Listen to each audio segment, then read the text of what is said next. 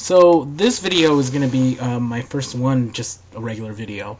I'm going to give you a review of two movies that I saw recently, Dreamgirls and Pan's Labyrinth. For those of you who don't know me, my name is Ryan, and this is my first actual vlog for myself.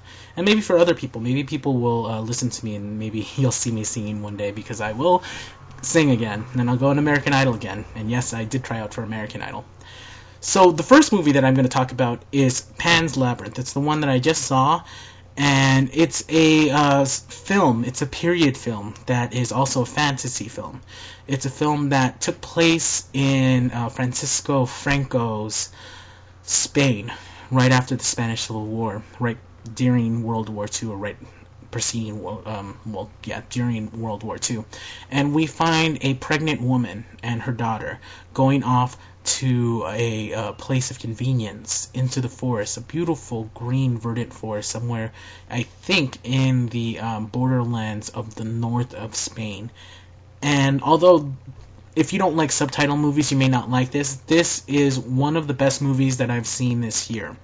It's subtitles, it's completely in Spanish, and the little girl that you follow goes around this forest and is completely bored and alienated because she had been living in the city for her whole life. And it ends up in the forest, and it's a chateau.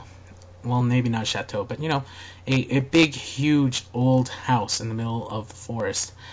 And it's just beautifully shot. And it has scenes where we seamlessly move between real and fake, somewhere like The Lord of the Rings. It's very well done, if not a little bit creepy. There's some things that are probably lost in translation, and I picked that up in the Spanish. You sometimes get caught reading the subtitles, and you end up not realizing what the people in the movie actually say. So if you can understand Spanish, like I can somewhat, then I encourage you to, if you're able to, find a movie theater that doesn't have subtitles. It still will make complete sense if you don't have the subtitles. So it's one of those movies where you don't need the subtitles. Good. It's really good. It's about Pan's Labyrinth is about this girl who has a imaginary friend, and maybe it's not imaginary, we're not sure. This is a young girl, and she believes that she is the princess of the underworld. Really good movie. And it says Pan's Labyrinth because you get to see a faun, whom we're not sure is Pan. Maybe it's lost in translation, but there's a labyrinth of an old ruined town that used to be right behind that chateau. And it's beautiful. It's beautifully shot, and it probably has some Spanish fairy tales in there that I don't understand, but it's just the most beautiful movie. It's really heart-wrenching. There's a lot of killing. I mean, it does have to do with the Spanish Civil War, and then her character of her father, but he's not her father. It's actually a person who becomes her adoptive father because her mother became pregnant by the man. Good movie. I think everyone should watch it. It's worth it just to see the effects. Really is.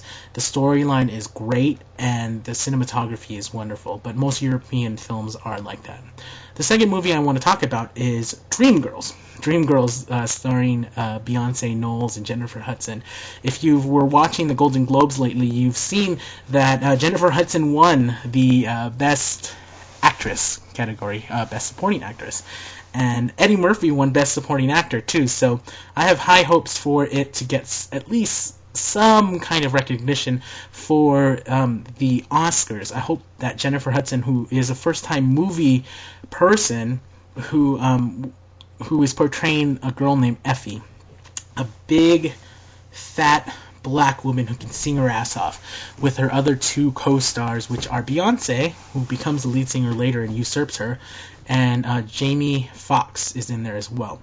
This is a musical. This is based on the musical Dreamgirls, which won a bunch of Tonys, and it's a song that most of you know. It's and you, you're gonna love me, that song, and everyone knows that song, and she acts the crap out of that song, and I believe that if she gets nominated, she has a very good chance to become an Oscar winner for her first movie. I mean, she had to put 40 pounds on for this role, but it's a role that was designed. I mean, it really was made for her. Big, fat. I mean, she's not even fat. She's sexy fat. She's the kind of sexy that you want to be if you are a heavier person. I mean, hippie and has big breasts and all of that.